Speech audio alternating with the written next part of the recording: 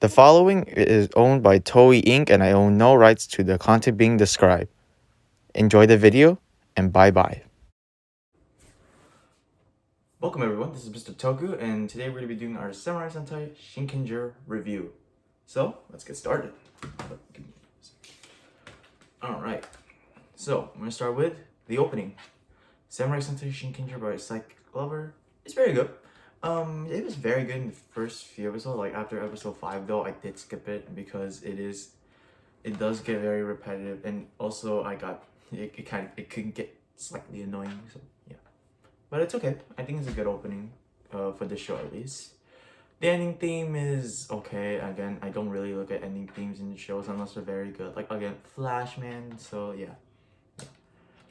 All right, so let's look at the heroes first.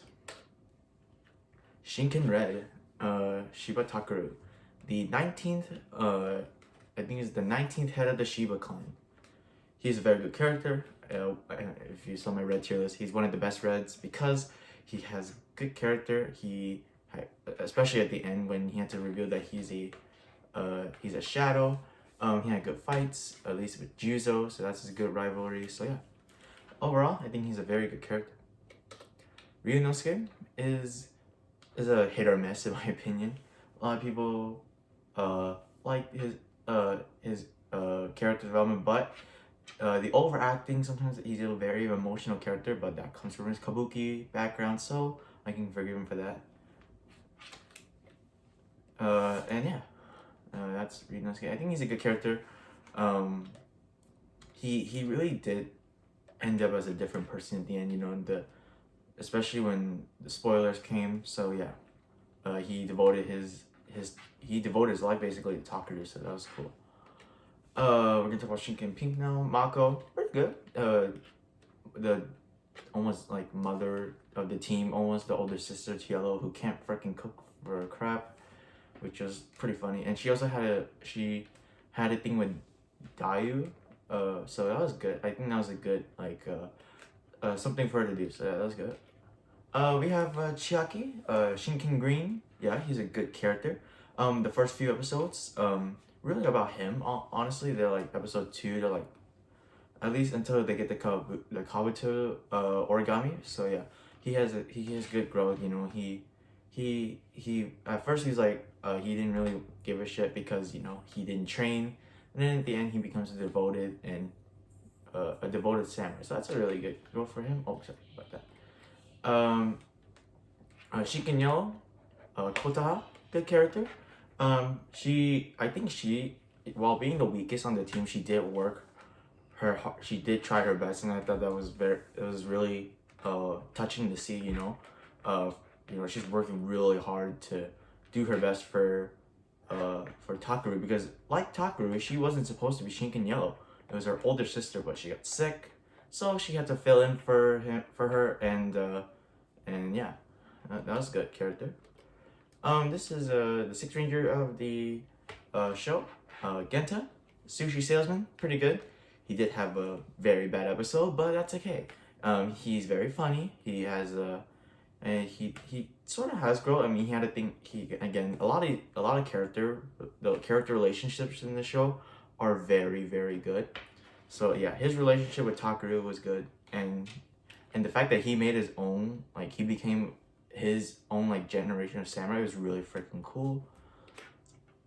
This is a spoilers for anyone who hasn't watched it here, so you can skip to the next part, which is about the mech.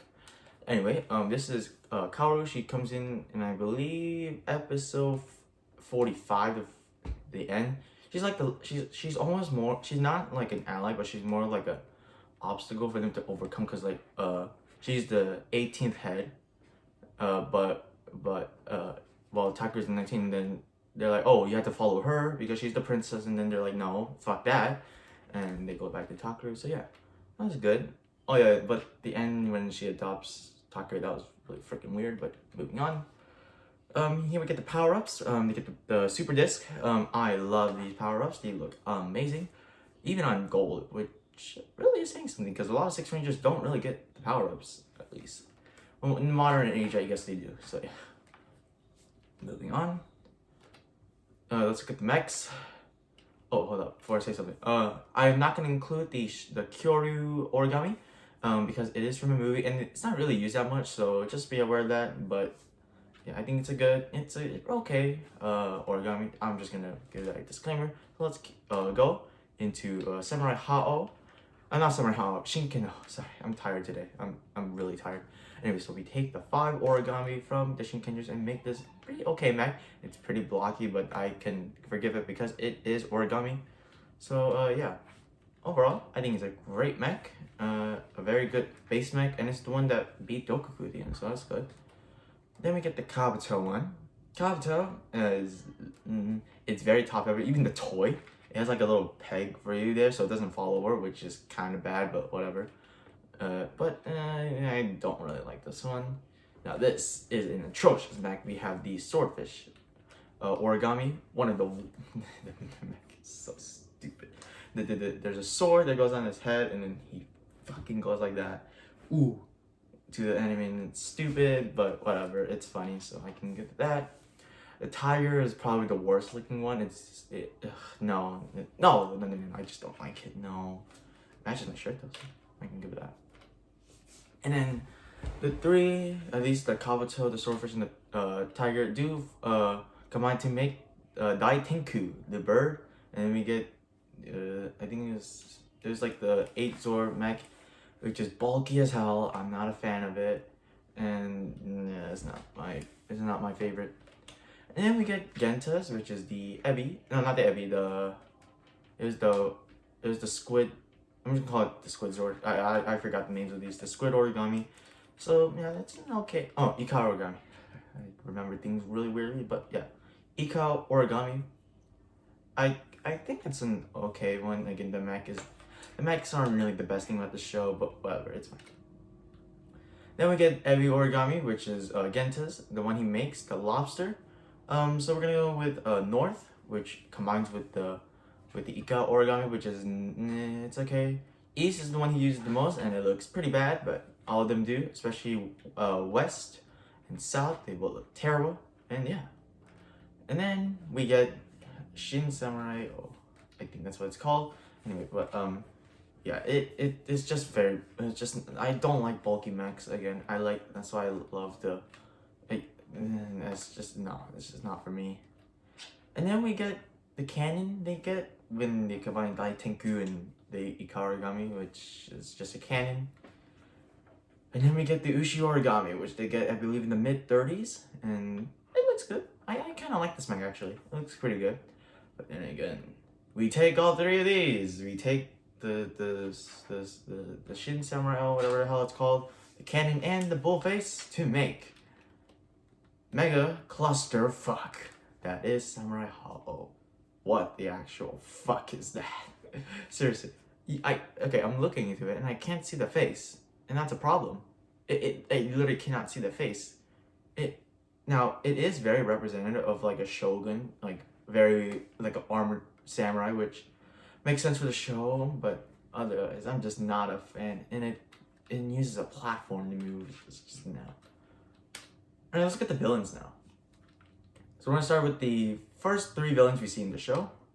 There's Chimatsuri Dokuku, Shitari, and Dayu. Dokuku, he doesn't do that much in the show. All he does is drink sake because he can't go out to the real world because they established in the show that he can't go out or else he's gonna dry out.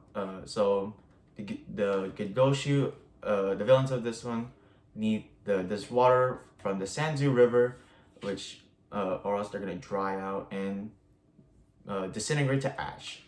So Dokuku is so powerful that he needs so much of it. So when he comes out for the first time, like in the mid 30s or early 40s, he like immediately dries out. Like right here, it dries out, and but he's fucking scary when like he destroyed the Shinkengers. Yeah, Shitari's okay, I guess. He didn't die at the end, I think, which was resolved in the movie, I think. At least the Gokaijers beat him, I think, if that's what I remember. Yeah. Dayu, I think her character is very good. Her thing with the shamisen, the fact that she loved the dude who didn't love her back, and then she sold her soul to become a Gedoshu, very good. It's pretty cool and very interesting. And then her relationship with Mako was good. So yeah, that's I think these three. And then in the mid-30s, we do get a sort of new villain general thingy, but he doesn't really do as much. And oh, sorry, that's Akamaru. Akamaru. He is pretty creepy, but I don't really like him. No, I just not a fan of him. He is just not my favorite. I don't know. He's not my favorite villain. But my favorite villain from the show is that, best character in the show is definitely Juzo. Juzo is very fucking cool. Very good suit. He has his own party, I think. He didn't really give a shit about the Gadoshi. He really just wanted to die as a warrior by a better swordsman, which was Takeru. And he died in a ring of fire, which was pretty cool. And then his sword being his wife, and then refusing to listen to him at the end, that was really cool. Yeah, he's my favorite character in the show. So let's talk about the story. The story of the show is basically your standard Sentai fare. Okay, the first few episodes are Monster of the Week. And developing some of the characters, which is standard Sentai. And then the plot really basically is just beat Dokuku as the new generation of the samurai. And then for Takeru, it was beating Juzo, with Juzo just dying by him. And yeah, there's not the best plot, but it's an okay plot in my opinion, and an okay story. So I'm gonna talk about my least favorite episodes. So my favorite episode was is episode 47 when Takeru and Juzo are fighting. This was fucking cool. It was a good fight. It's very good build up, honestly. The entire show really built up to this fight, the one fight. I think this was the best fight in the show, and yeah. My least favorite episode was definitely the one when they all got turned into like objects. It was like in the mid-30s. They turned into objects. Genta got turned into sushi, which was weird. Mako got turned to a fan. Ryunosuke got turned to a boy who pissed, and Takeru turned into a cat. So, and it's just not a big fan of that one. It's just not my favorite. When I ask this question in this review, I'm gonna put it in. Is it rewatchable? Definitely. I think this is probably the most rewatchable Sentai ever. You can watch it, and then after a while, if you want to revisit it, I would do it. It's a very good show. I watched this show like 3 times because I'm crazy, but yeah, I love this show. Whenever I have nothing to do, I'll just put on a few episodes of this, and yeah, I think it's a very rewatchable show. So this is my rating, 9 out of 10. I think this is a good show. Very good show, actually. Behind Flashman. This would have been my favorite Sentai if Flashman didn't exist. Not saying something. Anyway. The story wasn't there, and some of the characters I didn't like Akamaru. That's why I put it down to 9 out of 10. So yeah, that was my review. Thank you for watching. Subscribe, follow my Twitter, and I'll see you next week. Till then, bye-bye. Hopefully you enjoyed the video. Next week we're going to be doing our Super Sentai Blue Tierlist, and we will be reviewing Kamen Rider Black. See you then.